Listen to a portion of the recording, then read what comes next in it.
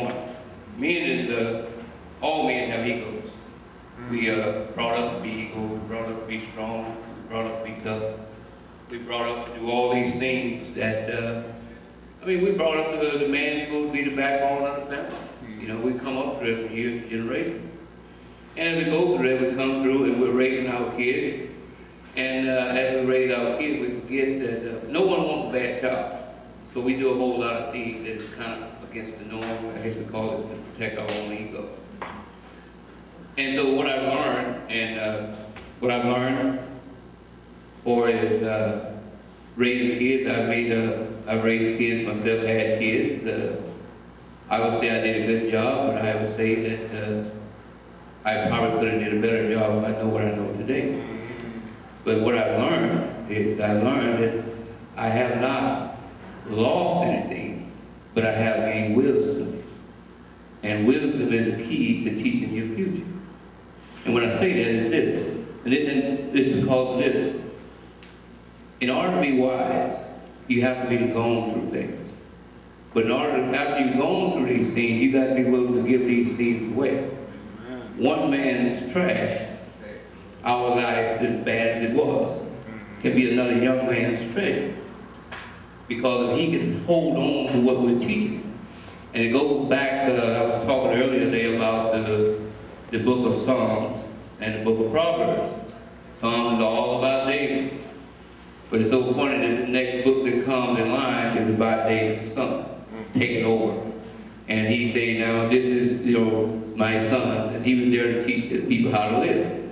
Now this son was teaching according to, based upon the life that he lived with his dad David. And we all know the story of David.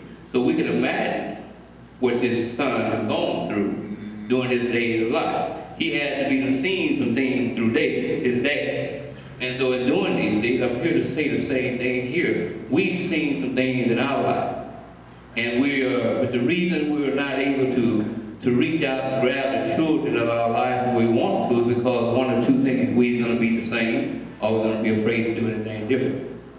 We as human beings, we become domesticated. We're programmed, and one gentleman brought up a statement about and this is a conversation, this is open mic, every man can feel free to raise his hand if he got any questions. One gentleman mentioned and said the fact that usually when youths get 18 years old, they leave the church. Well, I'm going to say something on that. Like I say, these meetings here, let me share one thing before I go through anything.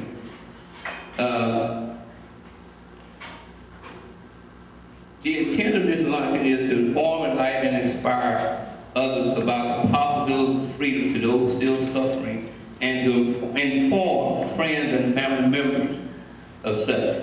Now, it is not to discriminate, this is not to criticize, this is not to boost, this is all about, I want to call it learning to live life on life terms. So when I say this is that I don't want anyone to think that what I say is a direct attack on them at all. It's not, it's life. And if you be honest with yourself, you understand. I would say that if you raise a child, and when he gets 18 years old, when he leaves the church, I think you need to check your raising. Because why would a child want to leave something so good? But see, we as parents, we seem to think that we're giving them everything that is right. But then again, we can be in the will of God, but that don't mean that we are doing the will of God. And God say, love our children. So what is it about this child that makes him want to leave home? See, we want our kids to be the best kids in town. We want our kids to be the top of the star. That's me. And I know this is all men, and got some women here, and I know the women probably appreciate some of the things we're saying about ourselves, and that's why we really didn't want women here to hear about us. We're trying to keep this between ourselves. But anyway, so when you look at it, so when a child, gets up and he leaves church, you got to really think about it yourself. You really have to look at it and say, well, gee, why is my son and my daughter want to leave? What is it so bad about home? And what you'll find, what we're trying to get everyone to understand, when, even though you have one life at church and another one at home, don't think these young kids don't know about it. See, when you talk about love in church, and y'all at home arguing fuss about who you've been looking at in church, you know, and all these jealous women, we got some jealous wives. You know what I mean? They don't want to hold up to a neighbor, but we got some jealous men. Accusing our wives and looking at the pastor. You know, I mean, let's face it. And then our kids sit here and look at this thing, and they see these things. And you want us, and you want them to grow up in a loving life. And what they see and hear is at home.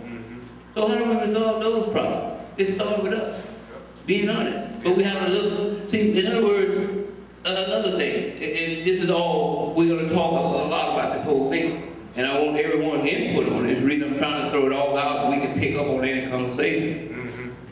We talk about our kids being on drugs, worried about them getting caught out there on drugs, and getting caught up with this and that. So we sit around here, and we try to keep our kids and our boys from hanging around boys that you think is trouble. It ain't always boys that get other boys on drugs. You got these little young girls that get them hung out there too. So don't never, you know what I mean, don't never, you know, so in other words, you got to be smarter than what you think. Because we as parents, we think we got it under control. We keep them in the church. They go to school every day.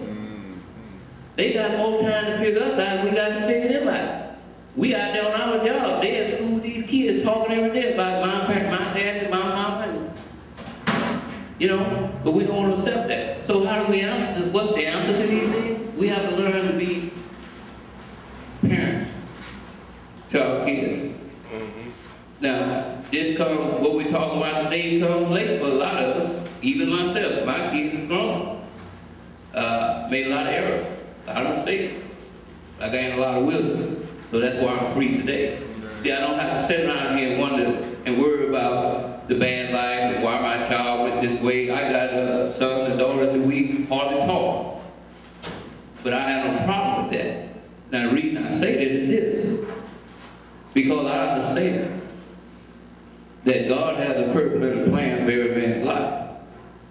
And I'm still in God's will. Amen. No matter what goes on in my life, I know I'm still in the will of God. Amen. No matter what happens, because the thing about it, I planted some seeds. And those seeds manifested. And there's nothing I can do to change that. Amen. See, one thing about a child, if you just want to abuse a child, just neglect it. Spend your time everywhere else but with them. Even with a preacher, pastors, deacons. You can go out here and spend all the time in these youth departments you want. But if you ain't spending time with your own, trust me, you're going to lose it. Because see, the child says, you don't have time for me, you got time for everybody else's kid. Because you got this position. But sometimes you got to stop being a father to everybody else's kids and be a father to your own. Amen. And so this is what I'm talking about men. And you know, so we have to sit here and deal with these things. And there's a lot of things these young men, 13 and up, they're programmed. When I say that, I mean that. They're programmed to act a certain way. They're programmed to do what God don't expect us to do. God give us a free will. But we program our kids, you better not say this, you better not do it this way, you better not do it that way. I mean, all they hear is don't. We never spend the time to tell about how good they are, all about the good things they're doing. You know what I mean? And it's pretty tough out there, because they're trying to do, like the Bible says, we all fall short. Even our children. And that's why we have to be wise. Men need to become wise. And wiser. Just to be able to bring up our young men. And also to free ourselves of our own hurt past. Right. We can't raise our own kids because we're afraid if they know the truth about us, they may look at us different. But the thing about it, they already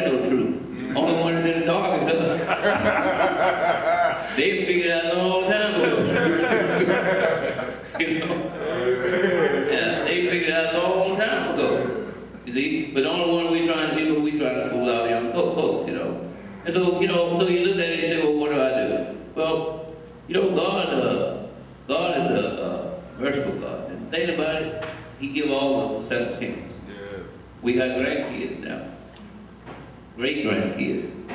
So I get the opportunity to be the man that God intended me to be. Yes, man. I get a chance to show my wisdom through my grandkids and grandkids after that. So my life haven't been in vain. My past haven't been in vain. You got to look at back at even in the book of Ecclesiastes. He said, "With my eyes that got dim," and all he asked for was what? Be wise and serve his people. Well, in doing that, this man went through everything. He went through a few things. He said, "I've done this, I've done that," to find out it's all vanity. And what I'm saying is this. Don't be ashamed of what you've gone through. Because everything that we give credit to, or as we say, the devil, we need to sometimes understand is all in God's plan. See, everything ain't going to be good. You go through things, the plan is good, don't get me wrong. And the outcome is definitely going to be good. But you're going to go through some battles and ups and downs. Even it's no one in the Bible. They lost God's own heart. But they go on through some things. So we're going to go through things too in raising our children. Our children are going to go through things. They're going to have to make decisions. And the only decision you're going to be based upon is like Willie said, when you're coming up young and you're going through a lot of hurt and pain, what do you have to choose from? Can you choose love when there is no love? When you look at the love, we end up looking in the wrong places. Out there in the streets. Love should be in the house. And we expect too much of our kids sometimes, I think, too. We need to reward them for more good things they do, and always, instead of trying to find something wrong with everything they do. We find a lot of that going on, that our children they're trying to do right. And I can mention another thing to the brother who was talking about it. It's so funny because every child that's here, the young men that we have here, the young men here trying to do right. And we need to let them know that. It's obvious.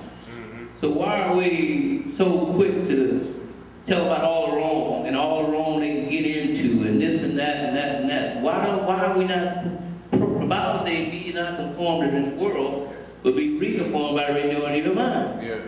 Why are we putting all the negative options in their life? Why are we putting all the positive options in their life? And when I'm saying that is that, a child needs to know that he's doing good. Amen. Yes, he does. All the time. Because, see, the thing about it is, I always look at it, and even in Proverbs, talking about the ant. We need to live lives like the ant. When I first read it, I started looking into it a little bit deeper. And I got to think about a few more things. And I began to realize that you can take any animal. And if when an animal does bad, you punish him. When he does good, you give him a reward. Well, that animal learns that, okay, if I do this, I get the reward. If I do that, I don't get the reward. Same way with a child being abused. They'll learn how to stay out of trouble, even though they hurt. You could be abusing them, but they know how to stay out of trouble. You think everything's going on. I got a good son. He don't talk back to me. No, he don't talk because he learned. He learned how to keep from being abused. He learned how to be quiet. He can tell when the argument is coming. He can tell when mama hits the door, it's going to be trouble. He can tell.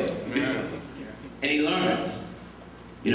And then, like I say, everyone wants to be, every man was made in the image of God. Amen. Every man, young, old, and we all just want to be loved. That's all we want in life, And these young men and women all want to be just loved. And if you don't get that at home, you're going to go outside. You go.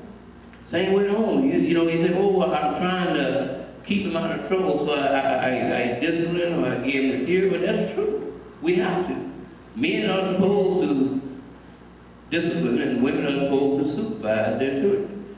Supervise means you need to know that at all times. You know what I mean? It's even good to know who they talk to on the telephone.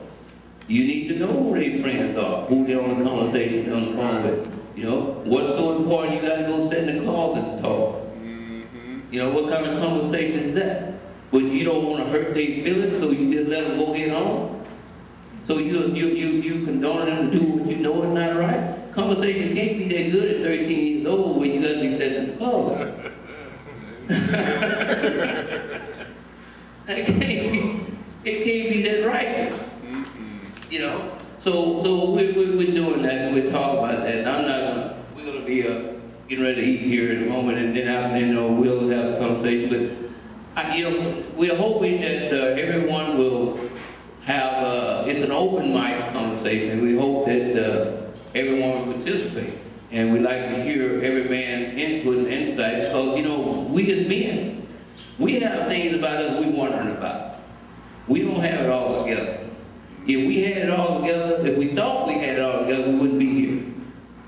We're here for a reason, you know, and you know, I'm the first to say that, you know, I got a long way to go, you know, and I'm still, the Bible says, seeking you'll find, you know, and I'm trying to grab hope to somebody else's trash, because I think their trash that could be my treasure.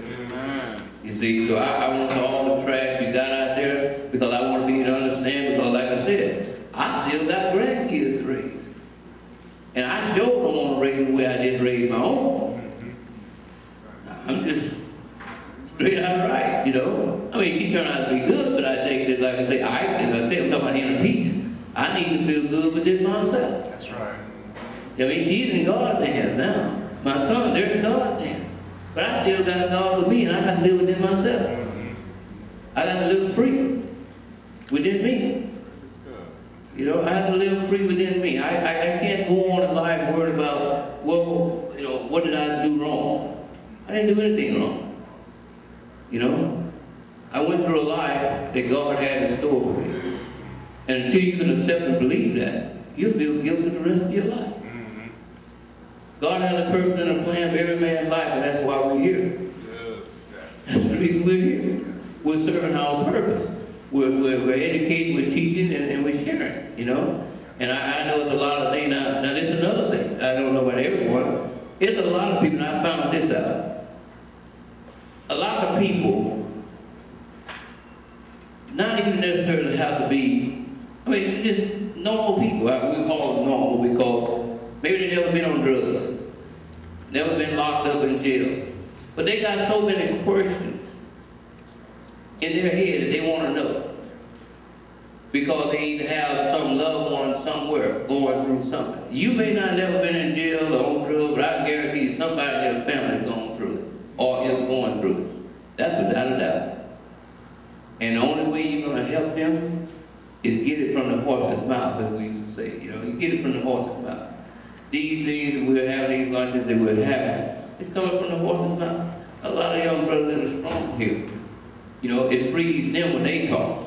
You know, like I say, you got men that are getting closer to their sons, and sons getting closer to fathers. You know what I mean? And like I say, one right or one wrong don't make two wrongs don't make a right. You know, and so you have to be the faith that you can see it when you can see two coming together. Understand that, hey, you know what? This is I have to free myself. You know what I mean? And it's not about I told you. See, that's another thing. Well, something I tried to tell you. Well, Dad, you told me that, but you don't know what I've seen that you don't think I've seen. See, there's a lot of stuff that we as men done around our kids that we don't think they've seen. And that is what that's how they, how do they lose respect for their father, their mother? Some of the things they've seen that you never thought they'd seen. One guy had mentioned some things to me, and it's very true. Like I said, it's a powerful thing he said, and it's true.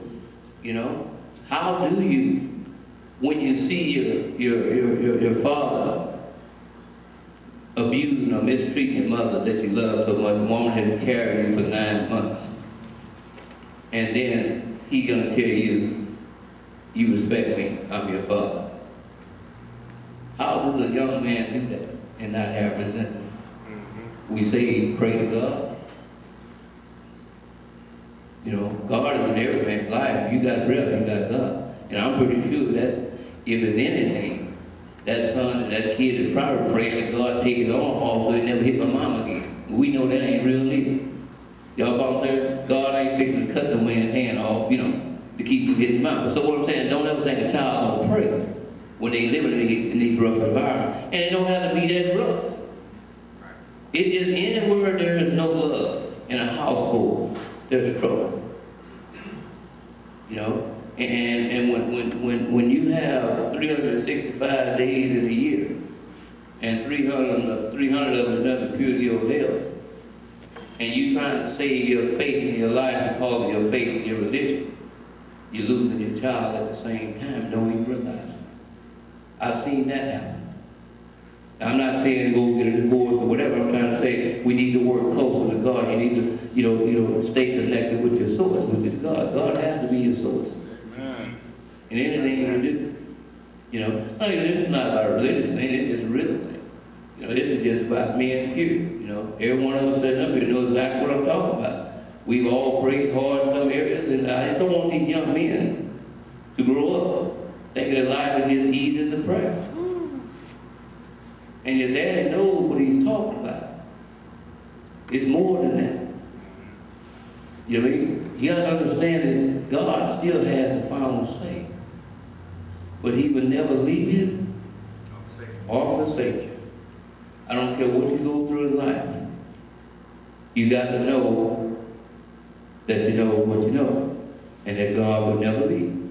And he'll never forsake you. And he's always there with you. So, you know, so those are just some of the things, like I say, we want to talk about. Like I say, if someone got topics that we want to bring, I think it's good to just be able to bring them up and elaborate on it, because I think it's so much here. And I think that, I really think that just about every man here has some question. And like I say, it's not a bad question. It's not a if I'm right or wrong. It's always good to know another person's opinion. You know, but one thing is sure, I can't say you're wrong for what you do, and I can't say you're right, because I really don't know what you go through. See, I used to be a woman beater. Now, that might sound horrible for a man who never done it, but I guarantee you no one else, I'm the only one that can tell you how I started. I'm the only one that can tell you the hurt and pain that I went through that caused me to do it. I can guarantee you that. So you can call me deadbeat, whatever you want